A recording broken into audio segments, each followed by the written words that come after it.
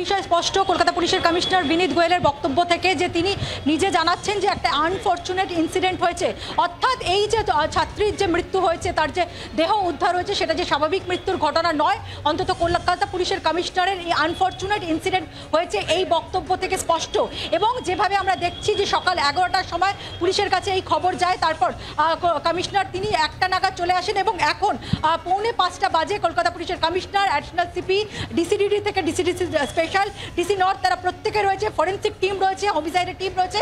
একটা বিষয় স্পষ্ট যে একেবারে স্বাভাবিক যে ঘটনা নয়, অর্থাৎ এর পেছনে যে রহস্য রয়েছে, যে ছাত্ররা যে দাবি তুলছে বা ছাত্ররা যে অভিযোগ করছে যে ওই ছাত্রীর সঙ্গে কোনো ঘটনা ঘটেছে এবং সম্ভবত সেটা খুনের ঘটনা, এবং যেভাবে তার দেহ উদ্ধার হয়েছে, যে সেমিনার হল, সেই সেমিনার হল সাধারণত যারা অন কল ডিউটিতে থাকেন এই ডাক্তাররা, তারা সাধারণত সেই সেমিনার হলে মাঝে মধ্যে তারা বিশ্রাম করতে যায়। এবং গতকাল রাত্রিবেলা প্রথম বর্ষের যে একজন ছাত্র যিনি ডিউটিতে ছিলেন, তিনিও পুলিশকে যেটা জানিয়েছেন, রাত 2টো পর্যন্ত ওই ছাত্রীকে তিনি দেখেছিলেন, কিন্তু তারপরে আর দেখা যায়নি। আজকে সকাল থেকে যখন তাকে ফোনে পাওয়া যাচ্ছে না, তার যে রুমমেট রয়েছে তার সাথেও যোগাযোগ করার পরেও তিনিও কিছু জানাতে পারছেন না।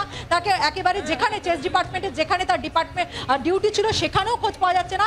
সেই খোঁজ করতে গিয়ে তারা যখন সেমিনার হলে পৌঁছায়, সেখানে যে জায়গায় দেখা যায় যে তার দেহ শায়িত অবস্থায় রয়েছে এবং একেবারে কার্যত পুরো নেকেড অবস্থায় সেই দেহ রয়েছে, এবং তার মাথার কাছে তার ল্যাপটপ, মোবাইল এবং ব্যাগ রয়েছে, অর্থাৎ তিনি সেখানে পড়াশোনা বা বিশ্রাম করার জন্য গিয়েছিলেন। এবং তারপরেই একটি ঘটনা ঘটে এবং যেটা মনে আশঙ্কা করা হচ্ছে যে ওই ছাত্রীকে খুন করা হয়ে থাকতে পারে। যদিও আজকে ময়নাতদন্ত হবে, যেটা ছাত্ররা দাবি জানিয়েছে, ময়নাতদন্তের সময় 5 জন পিজিটির যে স্টুডেন্ট তাদেরকে উপস্থিত রাখতে হবে, এবং একই সঙ্গে তারা যেটা দাবি জানিয়েছে, মেডিকেল বোর্ড গঠন করে এই ময়নাতদন্ত করতে হবে। এবং আর কিছুক্ষণের মধ্যে সেই ময়নাতদন্ত হওয়ার কথা রয়েছে। কিছুক্ষণ আগেই আমরা দেখেছি যে রাজ্যের স্বাস্থ্য সচিব নারায়ণ স্বরূপ নিগম তিনিও নিজে এসছেন, এবং অত্যন্ত গুরুতর যে একটা ঘটনা ঘটেছে সেটা কিন্তু শীর্ষ আধিকারিকদের যে আনাগোনা সেটা থেকে স্পষ্ট, এবং ময়নাতদন্তের হবে তারপরেই গোটা বিষয়টা স্পষ্ট হবে। এবং ছাত্ররা যে অভিযোগ করছেন, তাদের যেটা বক্তব্য, যে প্রথমত তারা যে দাবি জানাচ্ছেন যে এই 5 জনকে থাকতে দিতে হবে পিএম এর সময়, যাতে কোনোভাবে এই বিষয়টাকে ধামাচাপা না দেওয়া হয়। তাদের অভিযোগ প্রথম দিকে কর্তৃপক্ষ গোটা বিষয়টাকে আত্মহত্যা বলে ধামাচাপা দেওয়ার চেষ্টা করছিল। দ্বিতীয় তাদের বক্তব্য, যারা রাত্রিবেলা ডিউটি করে পিজিটি যারা স্টুডেন্ট, তাদের কোনো রকম নিরাপত্তা থাকে না, এবং এক্ষেত্রে যারা ডিউটিতে থাকে, যারা প্রিন্সিপাল হোক বা তাদের সঙ্গে নিরাপত্তা থাকে 2 জন করে, অথচ যারা এই ওয়ার্ডগুলোতে ডিউটি করছেন তাদের কোনো রকম নিরাপত্তার বন্দোবস্ত থাকে না। এক্ষেত্রে দাঁড়িয়ে এই সমস্ত প্রশ্ন উঠছে, এবং নির্দিষ্টভাবে কি ঘটনা ঘটেছে সেই জায়গা থেকে সিসিটিভির কোনো রকম সহযোগিতা কিন্তু পুলিশ পাচ্ছে না। তার কারণ তার 3 তলাতে যেখানে এই সেমিনার হল, সেখানে সেই চত্বরে কোনো রকম ওই করিডোরে বা সেমিনার হলে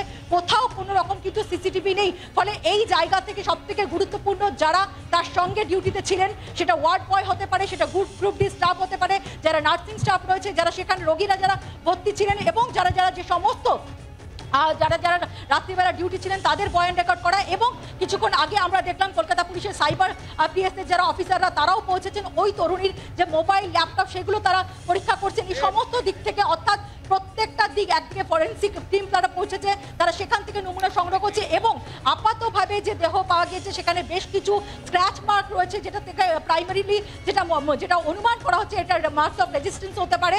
কিন্তু নির্দিষ্টভাবে ওই ছাত্রীর কিভাবে মৃত্যু হয়েছে, কোনো রকম শারীরিক নির্যাতনের যেটা আশঙ্কা করা হচ্ছে, যেহেতু তার পোশাক বিন্যস্ত ছিল, সেই জায়গা থেকে কোনো শারীরিক নির্যাতনের ঘটনা ঘটেছে কিনা, এই সমস্ত বিষয়গুলো ময়নাতদন্ত হবার পরে স্পষ্ট হবে। কলকাতা পুলিশের কমিশনার, অ্যাডিশনাল সিপি থেকে ডিসিডিডি স্পেশাল, ডিসি নর্থ, তারা প্রত্যেকে এখানে রয়েছে, হোমিসাইড শাখার অফিসাররা রয়েছে, স্বাস্থ্য সচিব তিনি এসছেন। এবং কিছুক্ষণ আগে আমরা দেখলাম কলকাতা পুলিশের কমিশনার দীর্ঘক্ষণ প্রিন্সিপালের সঙ্গে বৈঠক করেন।